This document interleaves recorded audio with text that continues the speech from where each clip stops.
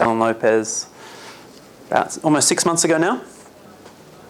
And I want to talk about our area of work, the global burden of disease. So what I'll do is I'll give you an introduction to the burden of disease, basically ask 3 questions. Why the global burden of disease? What is it? I'll give you some results, including a live demonstration, and then I'll talk about what next.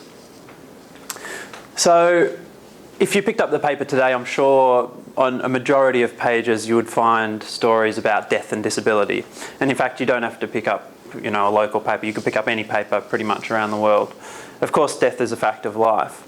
But it's also the case that health is a human right. Everyone has a right to live a long and healthy life.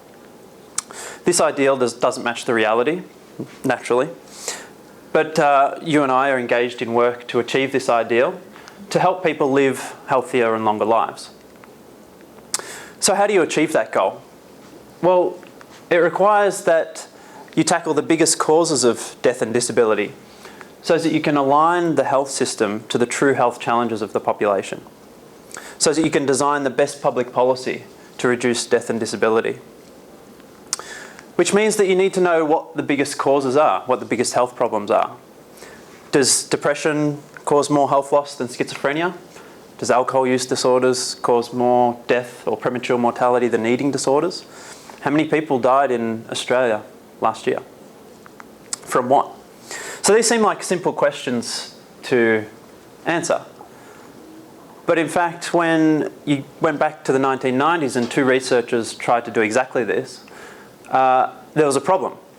The only way to get answers was to go and ask the experts from each particular disease how many people were dying according to your disease. So they went and asked the malaria experts, the HIV experts, the TB experts, how many people were dying per year, what age, etc.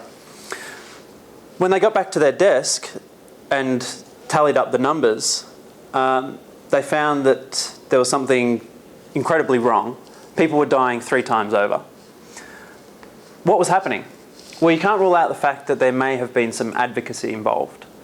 And because there was no systematic comparable estimate of mortality, there was no way of knowing who was right. So these 2 researchers, Alan Lopez and Chris Murray, developed the global burden of disease. With the advent of the GBD, you could get answers to these questions because the GBD uses a systematic, standardised framework to assess health loss. Because its guiding principle is that the best estimates can only be generated by analysing all available evidence, all available sources of information. So GBD summarises all available health evidence for all countries from the last 30 years. So fast forward to 2007, and it's the advent of the GBD 2010, which is the largest ever assessment of the world's health. No other global health study has amassed as much evidence. It looked at 500 collaborators from around the world in 50 countries across 300 institutions. Looked at the health loss for 300 different diseases and injuries and almost 70 different risk factors for all ages, for both sexes, for all countries for the past 2 decades. So what does this mean for policymakers, researchers like yourselves, donors? Well, it means you have an additional tool to use when tracking your population health and monitoring progress, when anticipating future health challenges. This means that you can align policy with the true health needs facing the population. So I mentioned true just now, be under no illusions. There are over 1 billion results in this study, and some of them must be interpreted with caution. There is gaps in the evidence. There has to be over 300 different diseases. Some evidence for some diseases are a lot weaker than others. So what we're doing is updating the global burden of disease annually. Now that we have the infrastructure in place, we have a global network of collaborators. We're enlarging that network because we recognise that the expertise in the local health systems, in the epidemiology of a country, lie with local experts. So we can close evidence gaps. We can help strengthen the evidence base, which reduces uncertainty around the estimates, which confers greater confidence in the results for policymakers. So I'm going to give you a bit of an outline of the results, and I want to take you on a bird's eye view before we delve into some mental health results. And there are 4 key patterns emerging from the global burden of disease in global health in the last 20 years. There are rapid transitions in health, and these can be summarised by 3 Ds: demographic transition, disease transition, and disability transition. And I want to illustrate this with, this means that there's a huge change in risk factors for health. So there's also a risk transition. And then there's also one exception to this kind of global pattern, and that's sub-Saharan Africa. So in sub-Saharan Africa, these are the MDGs 4, 5 and 6 that dominate the profile for sub-Saharan Africa. So I'll remind you of them now. Reduce child mortality by 2/3, improve maternal health, reduce the maternal mortality ratio by 4/5, and combat HIV/AIDS and malaria and other diseases. So I'll give you some evidence for these patterns. The first is the demographic transition. This figure is a figure of the proportion of health loss in each age group. In the green is 1990 and in the orange is 2010. So in 1990, the proportion of health loss, which is estimated by using DALYs or the disability adjusted life year, which is just the sum of premature mortality and disability, almost 25% of health loss in 1990 in males under 5, and around about 20% in females under 5. In 2010, that's dropped to below 15%. Compare that with adult males and females. The adult males and females, the proportion of health loss has increased in these age groups. So why is this?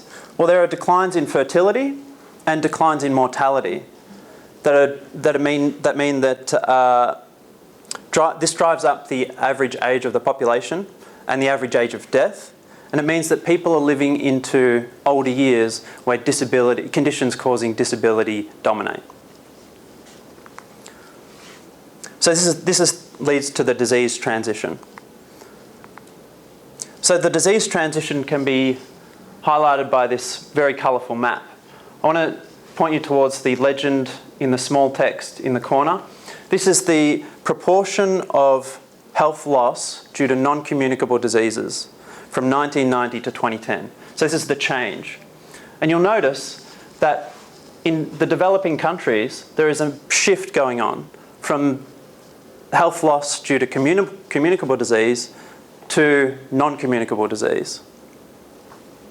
So the fraction of health loss is now shifting from communicable, maternal, neonatal conditions to non-communicable, with the exception of sub-Saharan Africa. There's also a disability transition. So this figure illustrates the proportion of health loss due to premature mortality and premature morbidity, disability. So the green is premature mortality, and the orange here is disability rather. And this is ordered by the most developed countries to the least developed. So from 1990 to 2010, you can see that the shift in the health loss profile is coming to be dominated by disability rather than premature mortality, with the exception I mentioned of sub-Saharan Africa.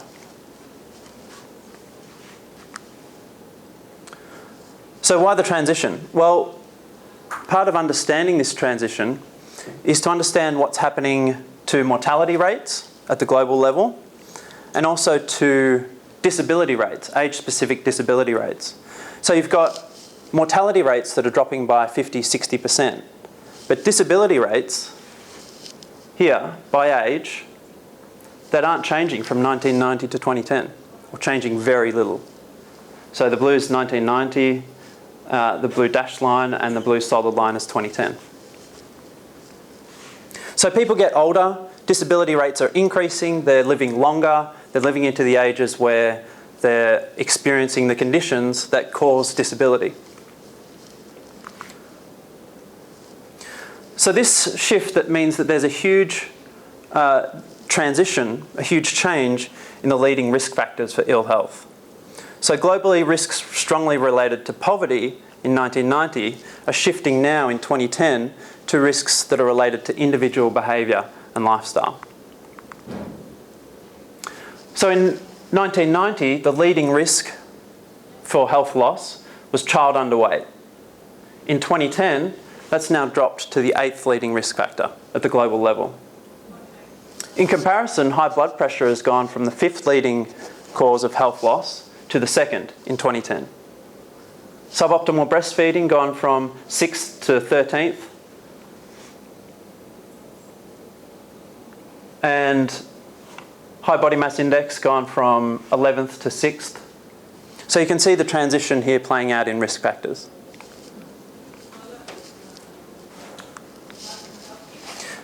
So I mentioned there's with the exception of sub-Saharan Africa, that this is true. This figure shows the proportion of health loss related to the MDGs 4, 5 and 6. So child mortality, maternal mortality, HIV, AIDS and malaria. And you can see in 1990 and 2010, the health loss due to these MDGs 4, 5 and 6 is still around 70 to 80% in sub-Saharan Africa. Whereas in developing countries like developed regions like Asia Pacific, Western Europe, etc., this is under 5%.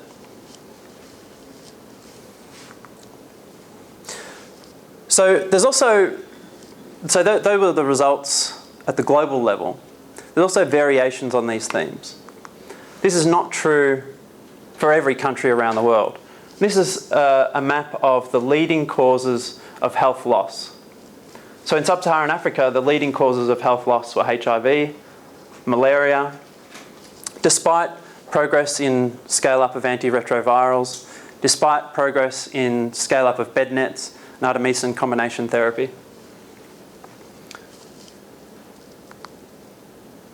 So that was a bird's eye view, but there are 1 billion results in the GBD study.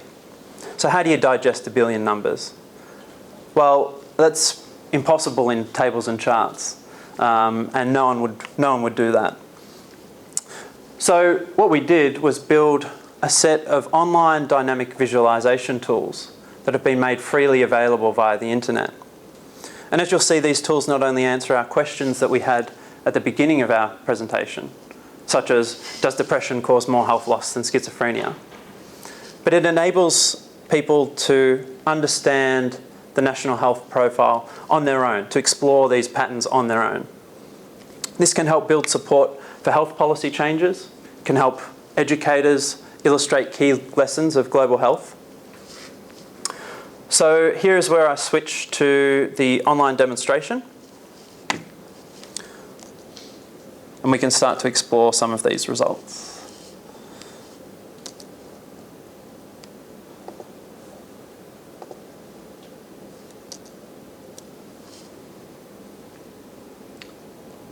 No.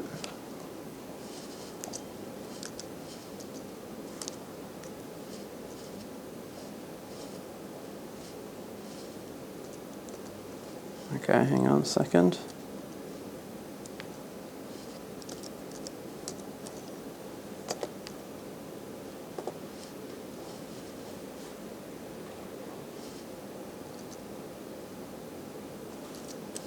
Okay. So this figure is deaths at the global level, broken down by 21 broad cause groups, corresponding to these colours. So you can see that deaths are increasing due to cardiovascular and circulatory diseases as people age. That's not really notable. But you can see that there's a concentration of deaths still at the younger ages. If we go back to 1990, we can see the progress, some of the progress that's been made in reducing child mortality. But deaths just show us which colour is the mental and behavioural? Could you just point? Yeah, absolutely. It's just hard to spot. So this is deaths, and there's... Which one is it on the bar? That's the green. Can you just but, point which? I mean, they're so too thin. Is it? They're very thin. Okay. So there are very few deaths from mental and behavioural disorders. Deaths, right? Yeah, this is just deaths.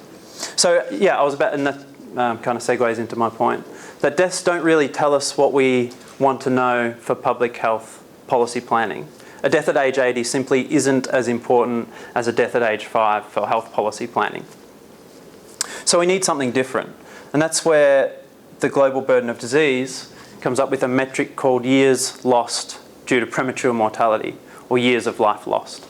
So if we switch to years of life lost, I'll give you an example. If someone dies at age 5, they could have potentially lived to age 80. So they've lost 75 years of potential life. If that same person, or if that person's grandfather, let's say, dies at age 70, they've only lost 10 years of potential life. So this is the potential life that people could live. In 1990, it's clearly shifts towards the younger age groups, deaths in younger age groups, the causes in younger age groups. If we switch to 2010, we can see again the progress that's been made. But numbers aren't really helpful. So we can look at percentages. So you can see that the percentages in the very young groups are neonatal disorders, but then in 1 to 4 years and 5 to 9, we have this group, diarrhoea, LRI and other infectious disorders. So if our questions are more specific though, then we can drill down and see exactly what these conditions are. So at the global level, in ages 1 to 4, premature mortality